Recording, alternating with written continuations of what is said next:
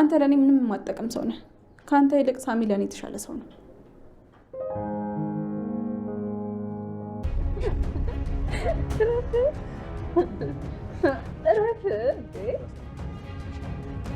ማለት ነበር ስለታመምኩ ነው እንጂ አለቀም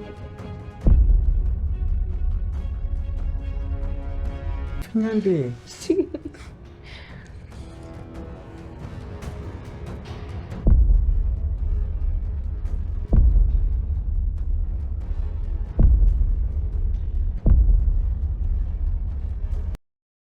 አሁን ገና የልብሽን እውነት አወጣሽ። አዎ እሱ ለእኔ ህይወቱን ሰጥቶኛል። ከህይወት በላይ ደግሞ ምንም ነገር የለም። እኔስ በሱ ቦታ ይህን ታደርጋለህ ብዬ ግን ማመን አልቻልኩም። ይህ ሁሉ ድራማ ለምን አስፈለገ? አንዴ ከገባው በኋላ ከሁሉንም ጨረሼ ቦታ ትችላለሁ አይደል እንዴ?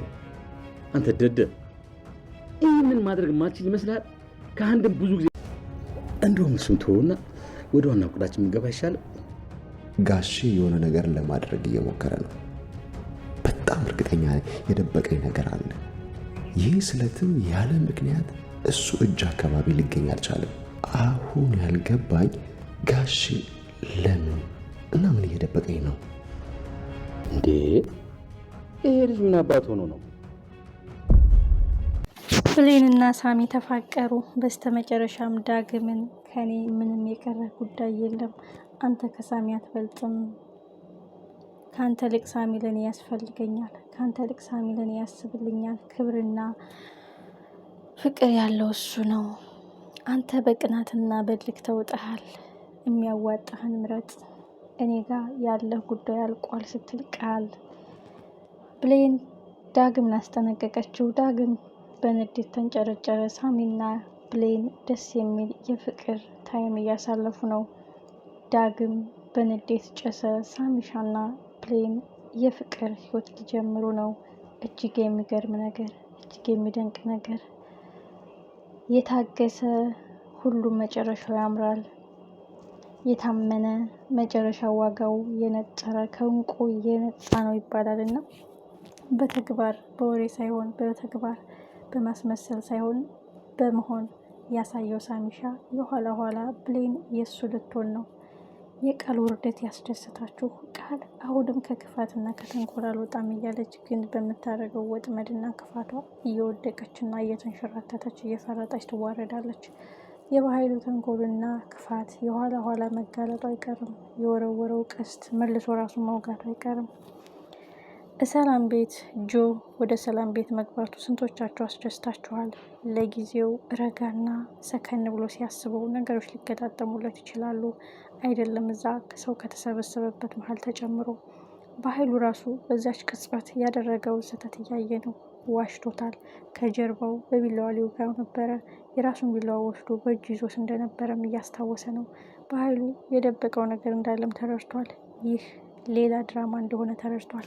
በኃይሉ እኔ እንደገደልኩ አወቀ እንዴ በማለት እንግዲህ የጊዜ ጉዳይ ነው እንጂ አስወግድሃለሁ እያለ ቀን ቆርጦለታል።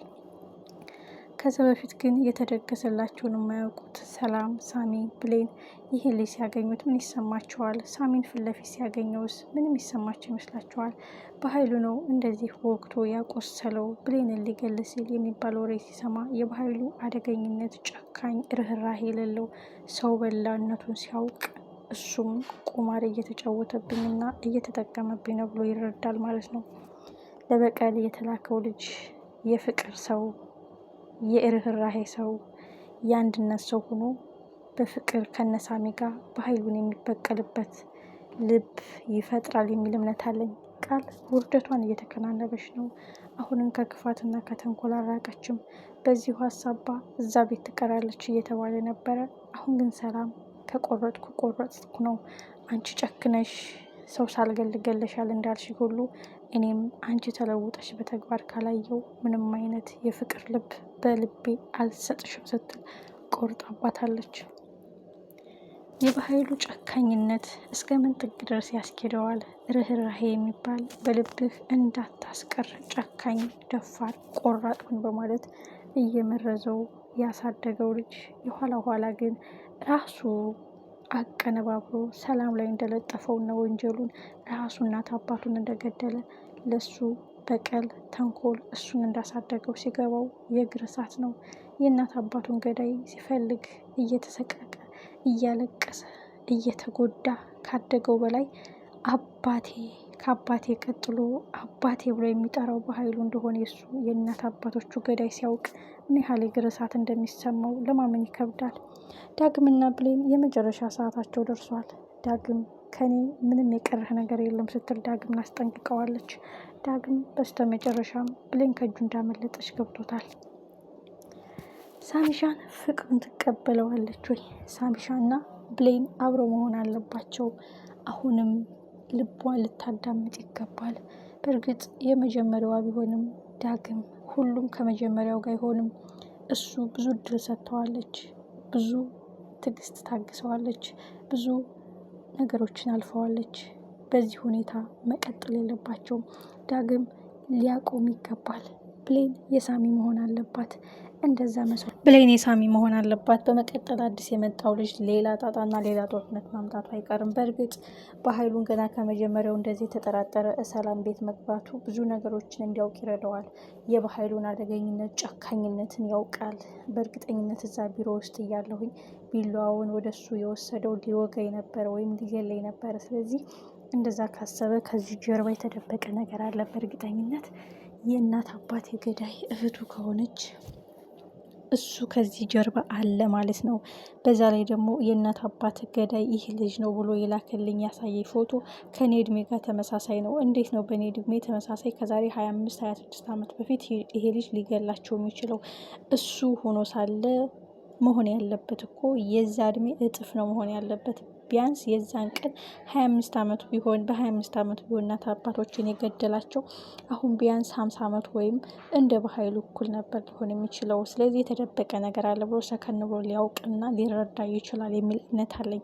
በዛ ላይ ቤት ውስጥ ሳሚ በጩቤ ተወግቶ ስለሆነ ምን ሆነ ነው ምንድን ነው የሚባል ነገር አለ። በዛ የተነሳ የበኃይሉ ስም መነሳቱ አይቀርም። በእርግጥ ለበቀልና ለልክ እሱ እንዳለው ሊገለው ፈልጎ ሊሆን ይችላል የሚለውን ነገር ሲረዳ፣ በየቀኑ ግን በኃይሉ የሰራቸው ጨካኞች አረመኔዎች፣ እህቱ ላይ የፈጸመው ግፍ፣ አሁንም እየፈጸመ ያለው ብዙ ነገር እያወቀ ሲመጣ አሀ ለኬም እየተጠቀመብኝና ጎዳውና እየሸወደኝ ነበረ። ለሱ መሳሪያው ነበርኩኝ ለበቀልና እሱ የማይፈልጋቸውን ሰዎች ማስወገጃ እንደ ጥይት ነበር የሚጠቀምብኝ በማለት እየነቃ እየመጣ እውነታውን ሲረዳ ቀስቱን ወደ በኃይሉ ያዞረዋል ማለት ነው። ደስ የሚለው ነገር እዚህ ጋር ገና ከቢሮ ሳይወጣ የበኃይሉን አንዳች ነገር እንደደበቀውና አንዳች ነገር ከጀርባው የደበቀው ነገር እንዳለ ጀርባውን አዞሮ እያለ ደግሞ ሊወጋው እንደነበረ ጠርጥሯል።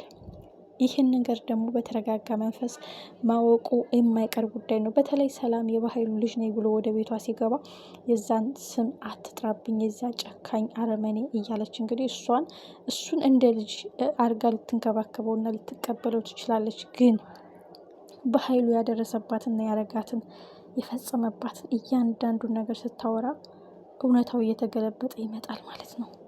እየገባው ይመጣል ማለት ነው። ስለዚህ ፍቅር ያሸንፈዋል፣ እውነቱን ይረዳል። ሳሚም የበኃይሉ ቀኝ እጅ እንደነበረና እናት አባቶቹ በእነሱ እንደተገደለ ያረጋግጥለታል።